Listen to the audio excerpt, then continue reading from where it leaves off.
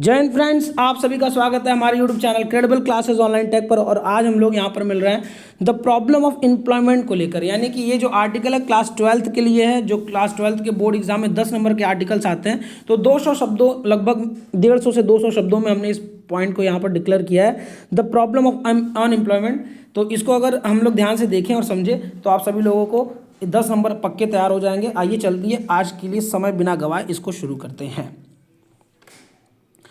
लिखा हुआ है कि अनएम्प्लॉयमेंट यानी बेरोजगारी इज़ अ सीरियस इशू। मतलब जो बेरोजगारी है वो एक बहुत ही गंभीर विषय है इन इंडिया, भारत में, दैट अफेक्ट्स, जो प्रभावित करती है the economic and social progress, यानी कि आर्थिक और सामाजिक विकास हमारे कंट्री का। ठीक है, unemployment is a serious issue in India that affects the economic and social progress of the country. It refers to a situation, ये हमें कहाँ लेकर जाती है, कैसे परिस्थिति में, वेयर पीपल, जहाँ लोग, हु आर विलिंग, जिनको इच्छा तो है, एंड कैपेबल ऑफ वर्किंग, और वो योग्य भी हैं वर्क करने के, but can not find suitable jobs, परंतु उनको कोई भी सुयोग्य जॉब यानी कि अच्छा काम नहीं मिल पाता है। क्या होता है एम्प्लॉयमेंट? अगर आपसे पूछे कोई कि what is the definition of employment, तो आप बताओगे कि डेफिनेशन ये है कि वेयर सिचुएशन ऐसा हो देश में जब people wants to work and capable of working but cannot find the suitable job। आगे है, this problem is particularly severe among the youth, और यह प्रॉब्लम सबसे ज़्यादा हमारे देश में युवाओं के साथ है। who face difficulty in securing employment, जो फेस कर रहे हैं यानी कि जो सामना कर रहे हैं कठिनाइयों का अपनी एम्प्लॉयमेंट को सिक्योर करने में। डिस्पाइट, किसके बावजूद, डिस्पाइट मतलब बावजूद, किसके बावजूद, हैविंग द नेसेसरी क्वालिफिकेशन, जब उनके पास आवश्यक क्वालिफिकेशंस हैं, योग्यताएं हैं, और उसके बाद भी उन्हें जॉब नहीं मिल रहा है। आइए अगले पैराग्राफ की ओर चलते हैं। देयर आर सेवरल रीजंस, तो इसको आप लोग हेडिंग डाल सकते हो कि रीजन ऑफ अनएम्प्लॉयमेंट। ठीक है, तो क्या रीजन है? सबसे पहले वाले को क्या डाल सकते हो, मीनिंग ऑफ अनएम्प्लॉयमेंट, इसको क्या डाल सकते हो, रीजंस। तो देयर आर सेवरल रीजंस, कुछ प्रमुख, सेवरल का मतलब बहुत सारे, रीजंस हैं for unemployment in India. Bharat में बेरोजगारी के बहुत सारे कारण हैं। सबसे पहला, a growing population increases the competition for limited job. जो लगातार बढ़ती हुई पॉपुलेशन है ना, पॉपुलेशन मतलब जनसंख्या, वो इंक्रीज करती है कंपटीशन को यानी प्रतियोगिता को, जहां पर जॉब्स क्या हैं, बहुत ही सीमित हैं, लिमिटेड है। The education system often fails to equip students with practical skills, मतलब जो भारत का शिक्षा प्रणाली है वो अक्सर फेल होता है इक्विप करने में, बच्चों को, स्टूडेंट्स यानी विद्यार्थियों को प्रैक्टिकल स्किल्स नहीं दे पाता, leaving them अनप्रिपेयर्ड for the job market, यानी कि उनको अनप्रिपेयर्ड रखता है जॉब मार्केट में। जब वो जॉब में जाते हैं तो पता चलता है उन्होंने तो कुछ सीखा ही नहीं, है ना। आगे, एडिशनली, इसके साथ साथ जो इंडस्ट्रीज हैं और जो बिजनेसेस हैं are not growing fast enough, मतलब वो भी बहुत ज़्यादा ग्रो नहीं कर रहे हैं तेजी से, to create sufficient employment opportunities, ताकि वो क्रिएट कर सके, बना सके सफिशियंट एम्प्लॉयमेंट अपॉर्चुनिटीज़, यानी कि सफिशियंट का मतलब इनफ, पर्याप्त एम्प्लॉयमेंट के अवसर पैदा कर सकें ये सभी बिजनेसेस, ये भी इतना तेजी से ग्रो नहीं हो रहे, they are not growing fast.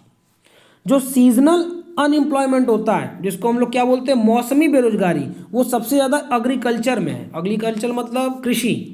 Is also significant issue in rural areas, तो अगर रूरल एरियाज की बात करें, ग्रामीण क्षेत्रों की बात करें, तो सबसे प्रमुख इशू वहां पर क्या है, दैट इज सीजनल अनएम्प्लॉयमेंट, यानी मौसमी बेरोजगारी। अब इससे होता क्या है, व्हाट आर द कॉन्सिक्वेंसेज, या फिर what are the results by unemployment, that is it effects, the effects of unemployment are far reaching, यानी कि इसके जो इफेक्ट वो बहुत ज़्यादा है। क्या है? इट लीड्स टू पॉवर्टी, ये हमें गरीबी की ओर लेके जाता है, फ्रस्ट्रेशन, ये हमें फ्रस्ट्रेशन की ओर लेके जाता है, एंड सोशल अनरेस्ट, और सामाजिक अनरेस्ट की ओर, यानी हमारा समाज क्या हो जाता है, बहुत ज़्यादा अनरेस्ट हो जाता है। अनरेस्ट का मतलब होता है असंतुष्ट।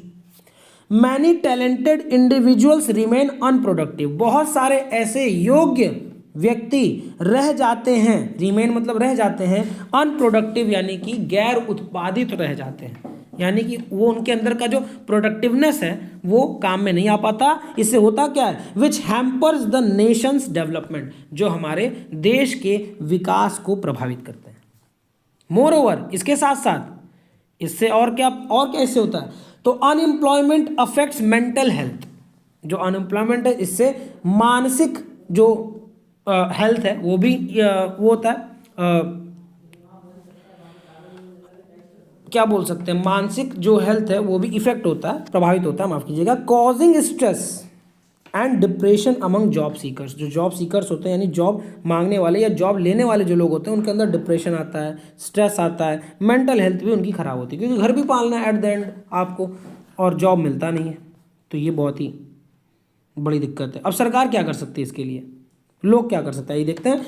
टू एड्रेस दिस प्रॉब्लम, इस प्रॉब्लम को एड्रेस करने के लिए the government must focus on creating more jobs, तो गवर्नमेंट को क्या करना चाहिए, फोकस करना चाहिए ज़्यादा से ज़्यादा जॉब क्रिएट करने में, क्या करके, बाय प्रमोटिंग इंडस्ट्रीज, इंडस्ट्रीज को प्रमोट कीजिए, बड़े बड़े जो स्टार्टअप्स होते हैं छोटे छोटे या बड़े बड़े उनको भी प्रमोट कीजिए, सेल्फ एम्प्लॉयमेंट अपॉर्चुनिटीज़ को भी पैदा कीजिए, यानी कि वोकल से लोकल, ऐसा हमारे प्रधानमंत्री जी ने नारा दिया था ना तो केवल वो नारे तक सीमित ना हो, वो लोगों को प्राप्त भी हो। गवर्नमेंट को इस चीज़ पर बहुत ज़्यादा ध्यान देने की आवश्यकता है। हालांकि सरकारें बहुत सारी ऐसे योजनाएं चला रही हैं जिसमें आप लोन लेकर अपना स्टार्टअप शुरू कर सकते हो, जिसमें बहुत सारे ऐसे भी स्कीम है जिसमें कि लोन की जो इंटरेस्ट रेट है बहुत कम है, तो ये सब चीज़ें हम लोग कर सकते हैं। हालांकि नौकरी के क्षेत्र में बात करें तो इस सरकार ने बहुत ही कम नौकरियां समाज में प्रदान की। हालांकि जब उनको झटका लगा 2024 में तब से नौकरियां निकल रही हैं, है ना, लेकिन अभी 2024 तक 14-24 तक नौकरियां बहुत कम निकली हैं, जिसका आपको 24 के इलेक्शन में परिणाम भी देखने को मिला। अब आगे लिखा है कि skill development programme should be emphasised to make youth job ready, तो जो स्किल डेवलपमेंट प्रोग्राम्स होते हैं जो आपकी योग्यता को थोड़ा सा डेवलप करते हैं, ऐसे प्रोग्रामों को भी एम्फेसाइज्ड करना चाहिए, यानी कि प्रमोट करना चाहिए, ताकि जॉब के लिए यूथ जो हमारा वो रेडी हो।